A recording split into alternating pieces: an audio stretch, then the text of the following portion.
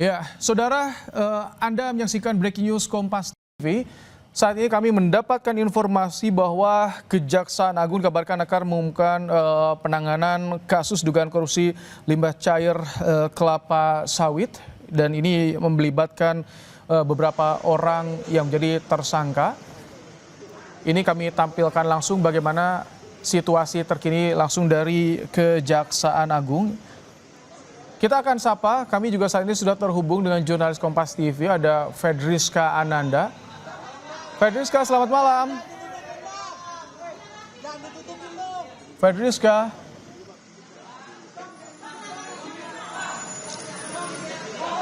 Baik, kita akan kembali mencoba untuk bergabung dengan jurnalis Kompas TV, Fedriska Ananda. Dan ini adalah visual yang Anda saksikan adalah beberapa orang tersangka yang dibawa ke mobil tahanan Kejaksaan Agung. Ada 6 orang, jika kita lihat tadi secara berurutan ada 6 orang visual yang digiring ke dalam mobil tahanan Kejaksaan Agung. Kita akan kembali coba. Ada sapa jurnalis Kompas TV, Fedriska Ananda, yang memantau langsung bagaimana proses penanganan kasus dugaan korupsi penanganan limbah kelapa sawit di Kejaksaan Agung. Kita akan lihat, ini adalah visual, saudara, dan petinggi dari Kejaksaan Agung juga tampaknya akan menyampaikan keterangan persnya di Selasa malam hari ini, saudara.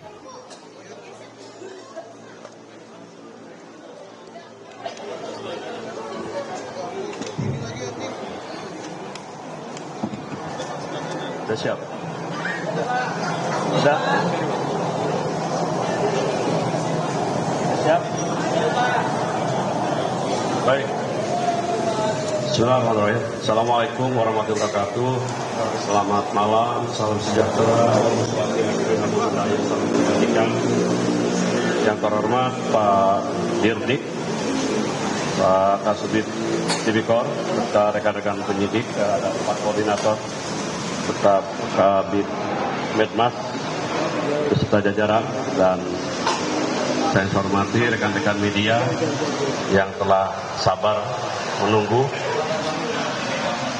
Pada malam ini ingin kami sampaikan, yang pertama kita ucapkan madaka pada puji dan syukur kehadirat Allah Subhanahu wa taala kita dapat beraktivitas pada malam ini.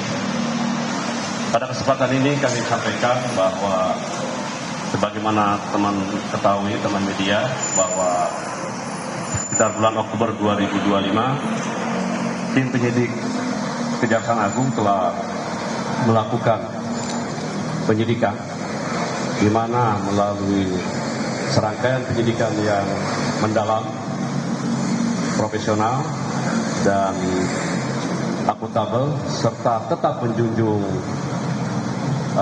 prinsip kehati-hatian dan asas praduga tak bersalah, dengan melakukan beberapa pemeriksaan terhadap saksi-saksi dan alat bukti, baik alat bukti surat dan alat bukti elektronik, di mana pada malam ini penyidik telah menetapkan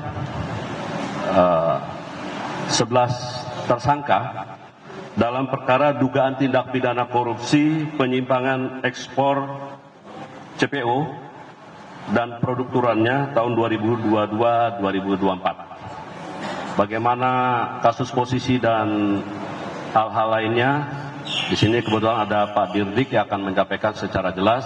Silakan rekan-rekan media simak, dan kalau ada nanti pertanyaan silakan. Terima kasih. Silakan Pak Dirdik, waktu dan kesempatan. Terima kasih Pak Kapus Penkum. Assalamualaikum warahmatullahi wabarakatuh. Pada malam ini, hari Selasa tanggal 10 Februari 2026, tim penyidik dari Jampitsus berdasarkan surat penyidikan Jampitsus nomor 71 tahun 21 tanggal 21 Oktober 2025 telah menetapkan beberapa tersangka dalam perkara dugaan tindak pidana korupsi penyimpangan dalam kegiatan CPO dan produk turunannya.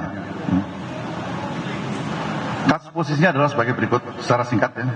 Jadi pada kurun waktu tahun 2020 hingga tahun 2024, itu pemerintah Republik Indonesia memberlakukan kebijakan pembatasan dan pengendalian ekspor CPO.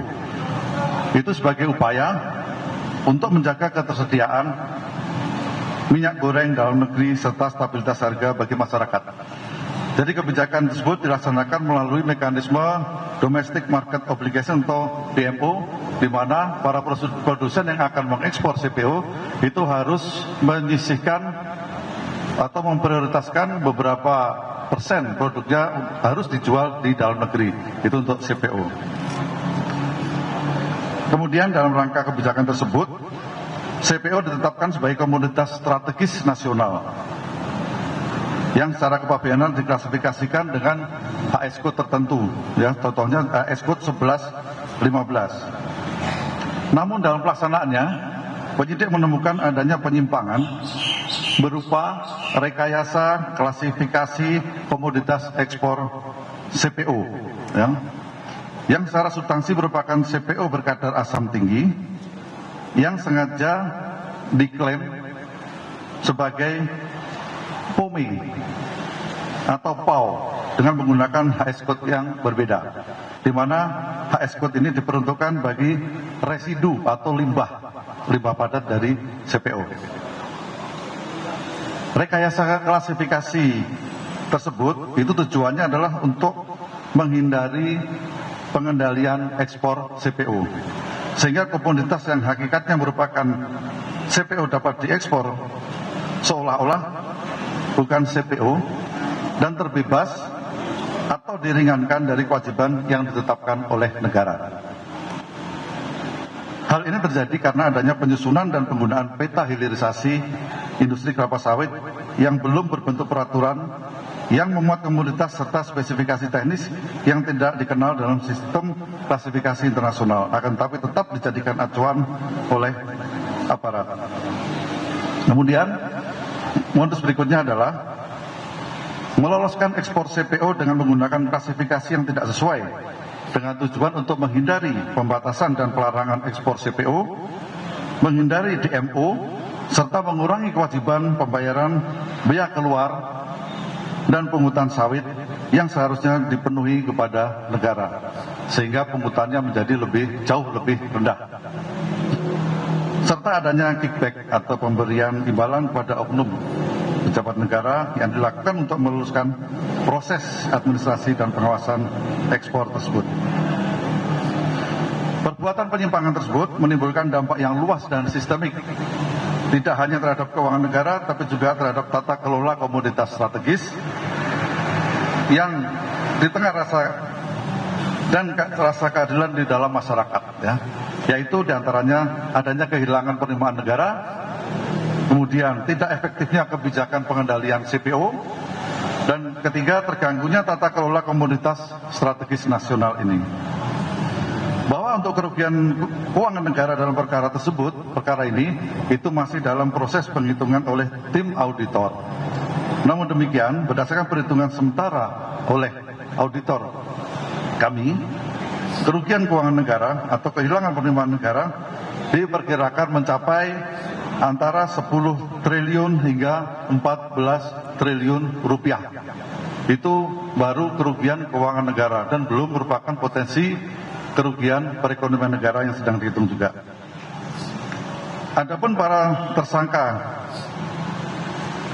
yang ditetapkan pada hari ini adalah: 1. Saudara LHB selaku Kasubdit Industri Hasil Perkebunan Non-Pangan dan Fungsional Analisis Kebijakan dan Pembinaan Industri Alimatia pada Direktorat Industri Hasil Hutan Kementerian Perindustrian Republik Indonesia. 2. Saudara FJR selaku Direktur Teknis Kepabianan pada Ditjen Bea Cukai. Kemudian Saudara MZ selaku Kepala Seksi Penyuluhan dan Layanan Informasi KPBC Pekanbaru. Kemudian itu 3 itu untuk penyelenggara negara. Kemudian untuk swastanya itu ada 8. Yang pertama Pertama adalah ES selaku Direktur PT SMP, PT SMA, dan PT SMS. Kemudian Saudara ERW selaku Direktur PT BMM.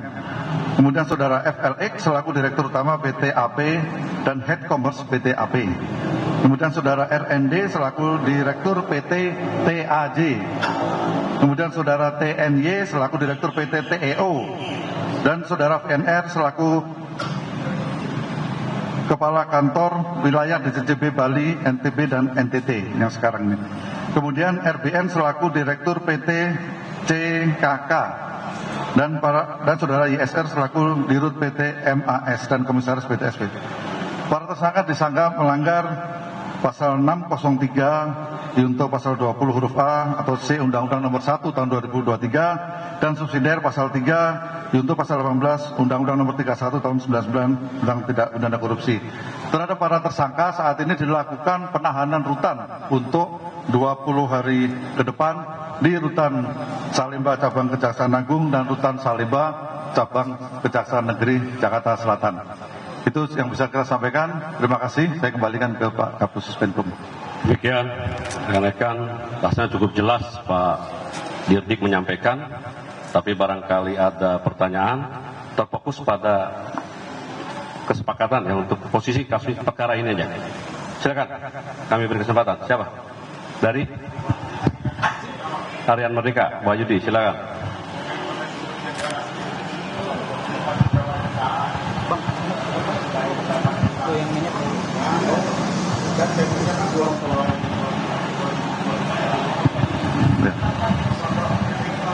Oke.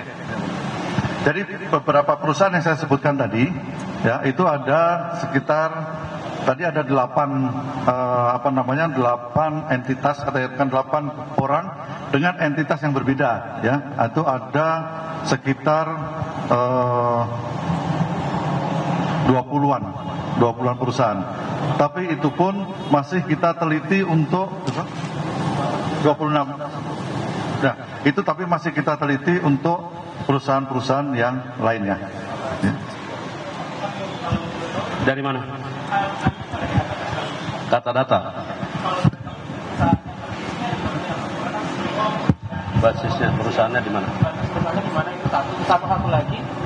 Kan untuk DMO itu baru 2022 Maret ya Pak. Nah, itu cara penghitungan kerugian negaranya akan berbedakah? Soalnya kan dari 2022 sampai 2024 berarti 3 yang dilanggar. Pungutan ekspor, bea keluar, sama DMO tadi. Itu akan sejauh apa sih Pak kerugian negaranya? Terima kasih. Jadi kerugian negaranya adalah khusus kerugian keuangan negara ya, itu adalah dengan pajak yang diturunkan. Jadi pajak yang diturunkan itulah pajak CPO itu jauh lebih tinggi daripada pajak POME, jauh sekali lebih tinggi. Itu kerugian keuangan negaranya. Sedangkan kerugian perekonomian negaranya yang sedang kita hitung juga itu dengan larinya CPO ke luar negeri, ya.